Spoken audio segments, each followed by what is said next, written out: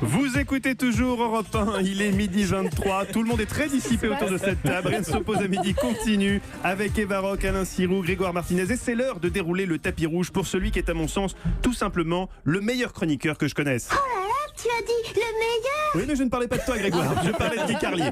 Guy, je crois que vous êtes fasciné par l'évolution de l'humanité qui tend perpétuellement vers le meilleur. À chaque jour, sa bonne nouvelle. Pour preuve, aujourd'hui, c'est Mozart qui ouvre votre chronique.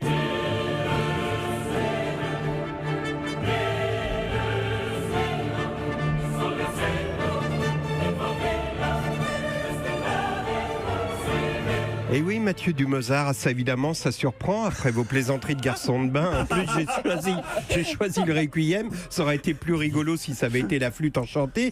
Mais là, le Dies Irae, il n'y a même pas de quoi faire une vanne rigolote. Alors, si je vous fais écouter du Mozart, c'est d'une part pour respecter le cahier des charges défini par Frédéric Schlesinger, qui veut faire d'Europe 1 un pont entre France Culture et RTL. Donc, il y a quelques minutes, vous avez Valérie Treyer-Véler chez Daphné. Donc ça, c'était la rive RTL. Et donc là, maintenant, avec Mozart, nous voici sur la rive Culture.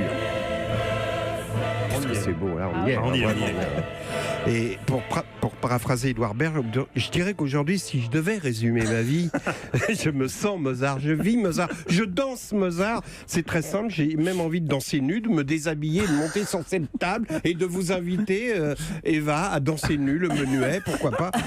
Ben oui, la raison de cette euphorie, vous la devinez aisément, c'est que la marche du... Non, là, j'étais parti dans une phrase avec un rythme, avec... non, vous comprenez, avec des toniques, avec une... Il y a du rythme, il y a des... Excusez-moi. Des harmoniques. Je vous laisse. Alors, la raison de cette... Je reprends, attendez, il me manquait des harmoniques là. La raison de cette euphorie, vous la devinez aisément, c'est que la marche du monde nous élève chaque jour un peu plus vers la qualité, vers l'infini humain, vers le sublime. Il suffit, pour s'en persuader, d'écouter chaque jour Patrick Cohen, dont la matinale ressemble à une symphonie de Mozart. Et à ce propos, quelle chance nous avons d'avoir le Karajan de la radio pour diriger l'orchestre symphonique des journalistes d'Europe 1 qui chaque matin interprète merveilleusement la marche du monde. Bah non, évidemment, je déconne. Vous l'avez compris, c'est exactement l'inverse.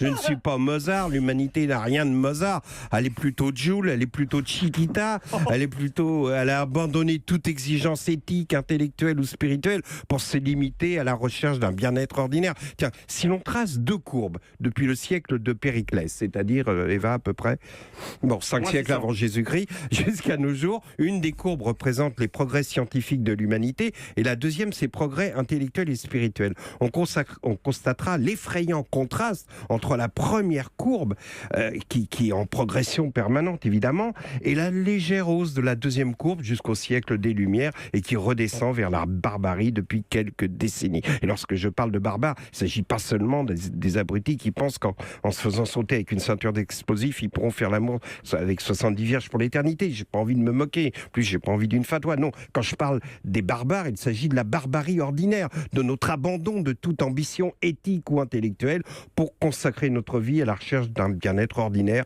et limiter nos efforts de créativité à faire du fric et à se demander, Mathieu, ce qu'on va bouffer à midi.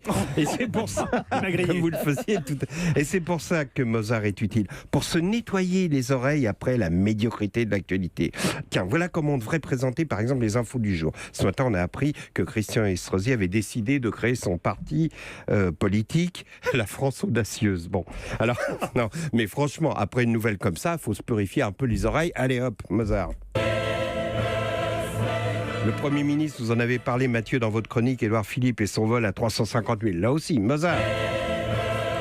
L'énorme polémique sur les réseaux sociaux après Griezmann soit déguisé en Harlem Globetrotter. Et enfin, ce sondage terrifiant qui nous apprend ce matin que Nicolas Sarkozy fait partie des hommes politiques préférés des Français. Ah la vache, vite Mozart.